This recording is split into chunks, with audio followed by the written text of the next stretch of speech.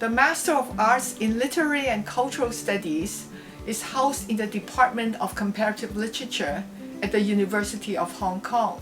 We are known to the world as a major institution for research, teaching, and for promoting the best that the cultures of both East and West have to offer.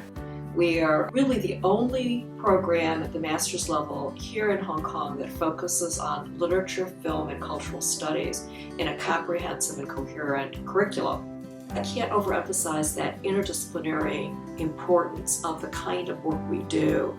We don't just look narrowly at literature. We look at literature in relationship to politics, culture, other arts, other media. We look at it in terms of the broader society, in terms of historical change. We look at it theoretically and philosophically in terms of broader issue of significance to people in general. I think what really helps students is not that you flood them with material, but it's that you give them a context about where that material comes from and what is the sort of process that brought it about, and also a way of approaching that material, a way to sort of conceive of how to interpret it or read it. We're very theoretically strong, so we do offer excellent foundation for students who want to go on and research in the discipline, or teachers who want to hone their skills in the secondary school classroom, for example, and really want to have the most up-to-date and cutting-edge approach to the discipline as possible for their own students.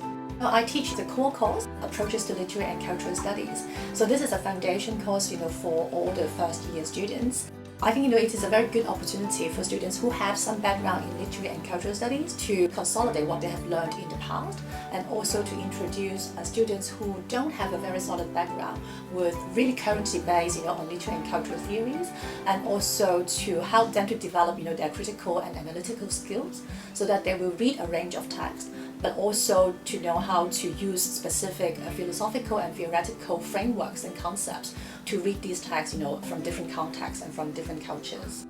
Huge number of our students come to us because they have other kinds of interests, or they have professional aspirations. They feel this kind of academic grounding will help them with. So we have students who are journalists, lawyers, people who come either from the sciences or engineering or business, who feel that they really want to learn more about the arts, culture, literature, and how to speak about them with authority and with a certain level of expertise. I think it's really important to emphasize the diversity of the things that we look at on the program. It's not just books or films.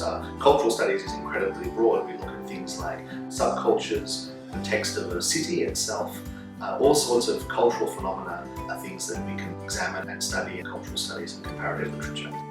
People would usually associate, people who study literature would be just sitting there and reading a book, but actually it allows a lot of room and scope for discussions within and outside classroom. One example of student interaction within class is our mini academic panels that are conducted by professors. In that, students get to be panel presenters while the rest of the class is audiences, and creates a very dynamic and academic discussion during class time. I write a lot of music, and I think MALCS helps me to think outside of the box, or no boxes limiting me. And after MALCS, I consciously try to reach out for more thinkings or cultures around the world, and I think that it inspired my initiative to learn, and that's the most important thing. I write a lot about Hong Kong's arts development and cultural politics, and because I was not academically trained in that way, because my first degree was journalism. So what I learned in the program, it fit in perfectly with the area I cover for the newspaper at the time. MALCS prepared me for what I would face in the start of my PhD program. Of course, it teaches me to read faster, broaden my theoretical basis. Even now, I refer a lot to what I learned.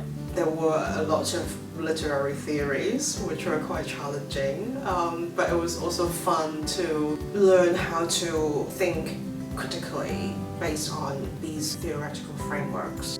As a lawyer, used to engaging in very deep textual analysis, but it's a particular kind of textual analysis, that's the law. The kind of works that we're engaging with and reading and studying in the program are very different and often very intellectually challenging. I'm reading among some of the most difficult things I've ever had to read in my life. And of course that brings with it a great process of learning as you come to understand these theories and think about how they can be used to understand the world around you and some of the things that we are reading and watching. As an editor in City Magazine, I have to visit a lot of exhibitions and interview the artists. So in this case, I will use some theory to analyze their work. And I think what I learned from this course gives me a unique analysis of understanding different kind of artwork. And the interpretation turned out quite interesting.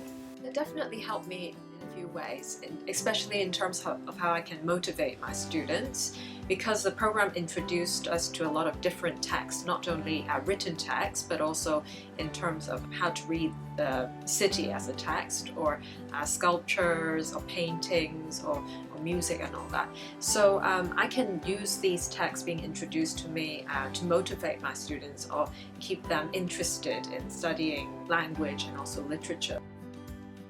I have also written a book called White Dirt. White Dirt is about a typical family, including a father, a mother, a sister, and a brother.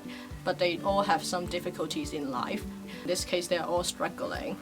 With the help of the theories, I can add more layers to the character building. One of the best parts of the MALCS program is the diverse range of specialities that professors hold. So whether you're interested in film studies, queer studies, literary studies, or something that's not even related to Hong Kong or China or Asia, you can always find someone to talk to and help you with your research and work. Sometimes during our lectures, special guests will be invited in the class to share with us their insights and expertise. So that was also very interesting, because these are opportunities and chances that we don't usually have when studying other courses. The library here is also really good. It has a very extensive collection, both audiovisual material as well as books. So we have access to a really great range of resources. Hong Kong, you have a lot of great spaces for students to work with. One such example is the Chihuahua Learning Commons. It's a great space for students to work on their papers, organize meetings, or just indulge in the study rooms, and you can just stay on there for hours and hours. I particularly enjoy the crowd. Like, there are people from all walks of life. They just contribute their ideas. Some are artists, some are like filmmakers, some are like me, just like regular students proceeding, or like musicians. A lot of creative people converge into this kind of cultural hub every other day almost. I think that's the most precious.